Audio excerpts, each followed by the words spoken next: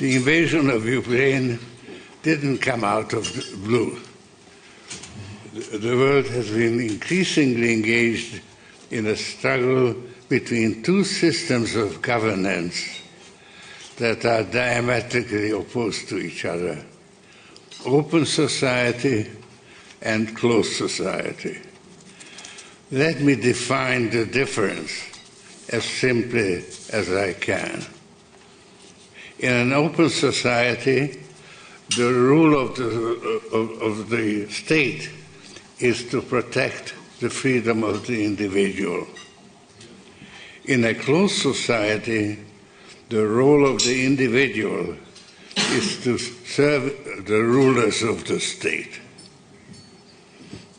Other issues concerning all of humanity, fighting pandemics and climate change, avoiding nuclear war, maintaining global institutions, have had to take a backseat to that struggle. That's why I say our civilization may not survive. You heard it yourself, folks. George Soros has come to Davos to tell his fellow elites that Russia's invasion is indeed bringing their globalist world to a crushing end.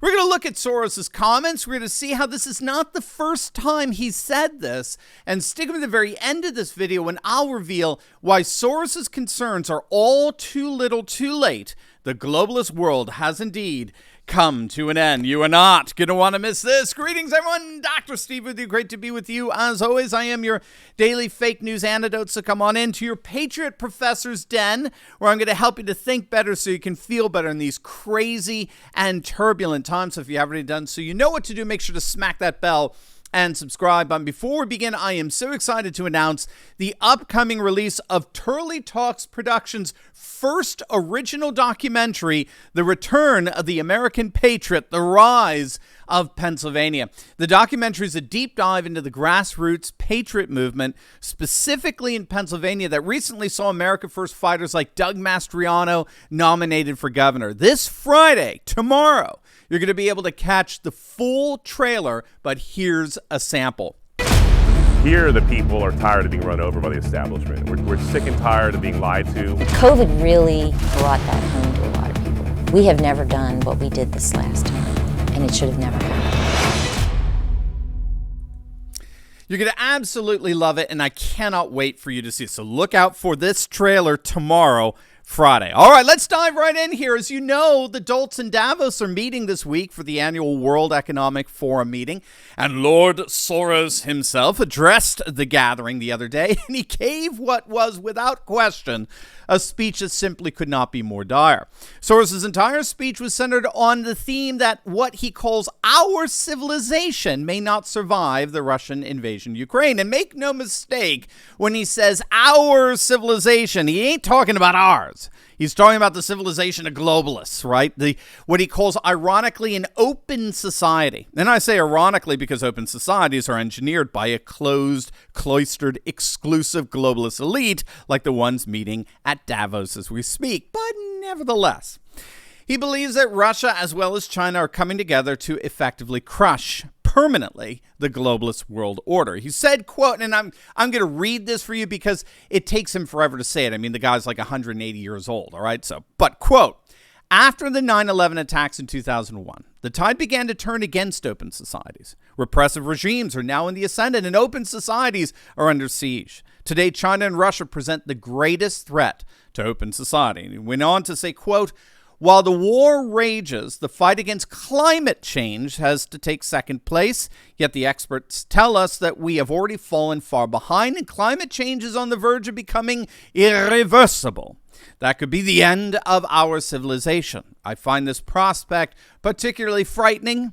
Most of us accept the idea that we must eventually die, but we take it for granted that our civilization will survive. And therefore, we must mobilize all our resources to bring the war to an early end. The best and perhaps only way to preserve our civilization is to defeat Putin as soon as possible. That is the bottom line. Well, it'll be interesting to see how you're going to even remotely pull that off, Lord Soros.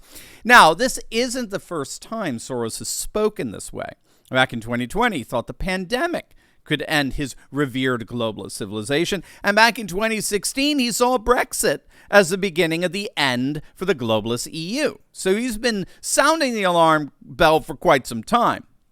But here at Davos, Soros' remarks stand in rather stark contrast to what we heard from Henry Kissinger earlier this week. He shocked the dolts in Davos when he said in no uncertain terms that Ukraine needs to come to terms with the fact that it's not ever going to get back the territory that Russia has taken.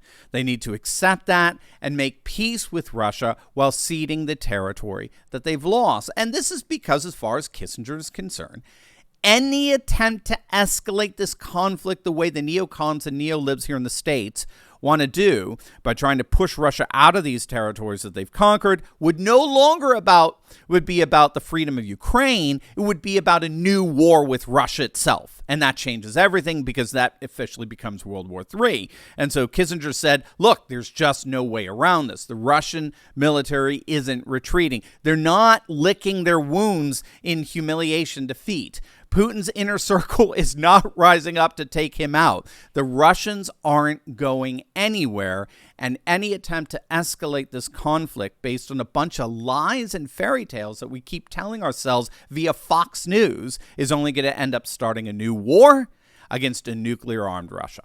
That will be an unmitigated disaster, the likes of which is beyond human imagination. And in many respects, I think the same advice needs to be given to George Soros, Lord Soros himself. Soros has to come to terms with the fact that his open society globalist civilization has already lost. Its survival is not at risk. It's already, in many respects, dead.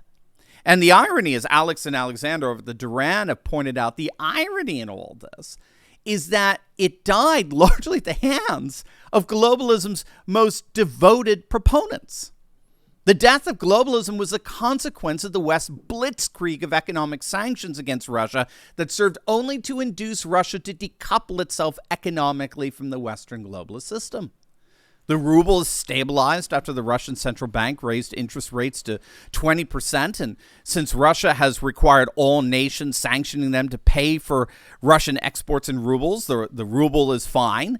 Russia has largely weaned itself off from SWIFT, which is the default worldwide financial exchange platform, using its own as well as China's alternative financial transaction platform called KIPS as a substitute.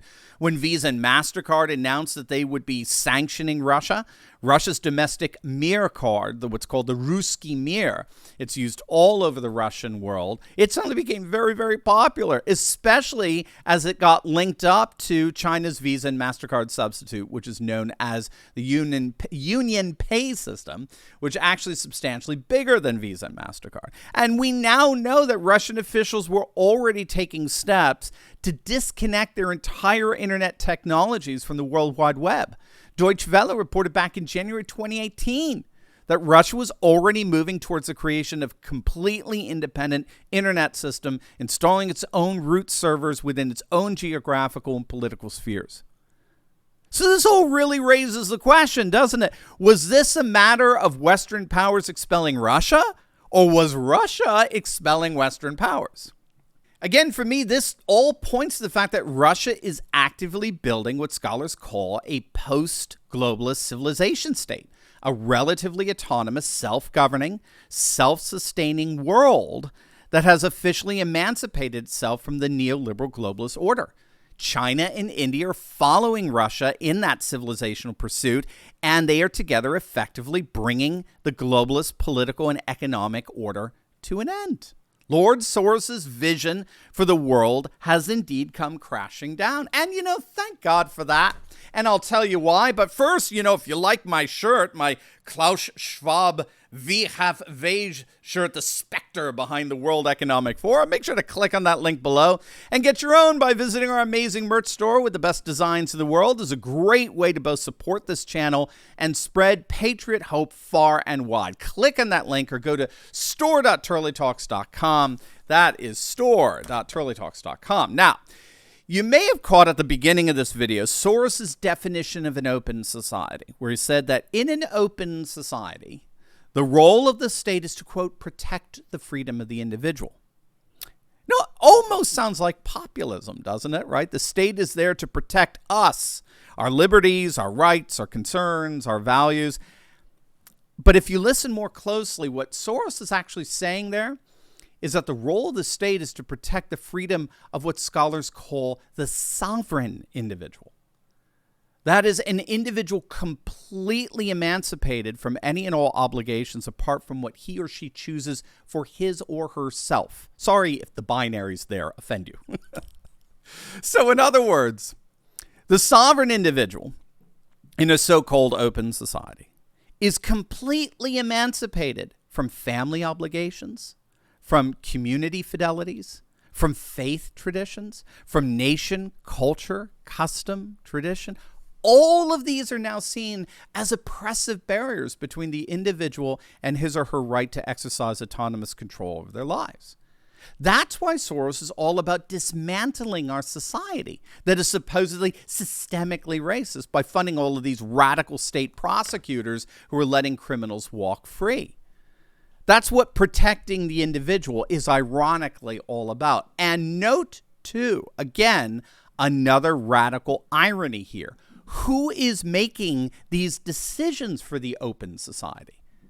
Is it the people? Or is it a closed-off, cloistered group of unelected global elites? Isn't that interesting? We're here to protect you and your freedom, and you have absolutely no say in that whatsoever. We are going to determine your freedom, and there's nothing you can do about it. I don't know what accent that was. Soros is a master of deception here. But his vision of the world is precisely the same vision as you'll find on the editorial boards of the New York Times and the Washington Post, and CNN and MSNBC, all were network marketers for Davos. I'm delighted to inform you that that world, that vision of the world, free from all customs, cultures, and traditions, replaced by a single political and economic and environmental sterile system created by Davos elites and superimposed on all the populations of the world, that world has collapsed. It is, for all practical purposes, dead. The global structures for implanting such a world are unraveling. Soros was almost right. Russia's invasion of Ukraine doesn't risk destroying Soros's precious globalist civilization.